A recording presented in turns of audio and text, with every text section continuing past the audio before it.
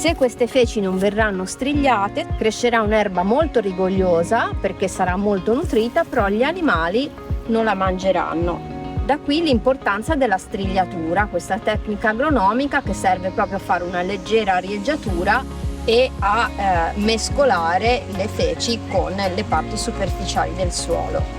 Questa è una parte di pascolo che non è stata utilizzata perché sono state deposte delle feci un mese fa, che ora sono già quasi interamente decomposte dai lombrichi, però l'animale sente ancora l'odore di ammoniaca e quindi non se ne nutre.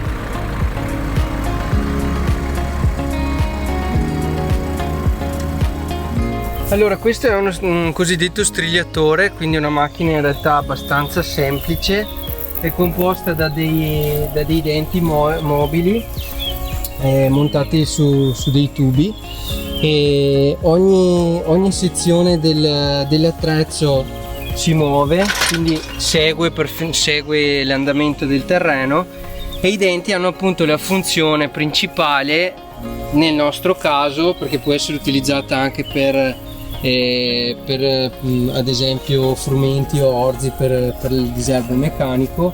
Nel nostro caso appunto serve invece per rompere le deiezioni che rimangono una volta che i pascoli vengono liberati dagli animali. È una funzione abbastanza importante perché appunto si rende più omogenea la massa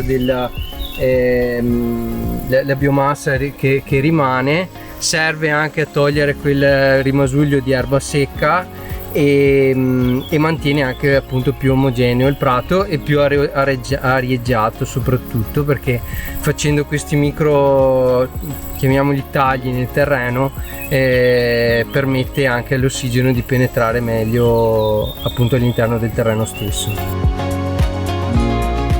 Allora, questo è l'erpice di Howard, detto in gergo la sciavina, per cui così è chiusa per essere trasportata, poi per aprirla e così prende il fuoco. Ok. Così è aperta per essere operativa.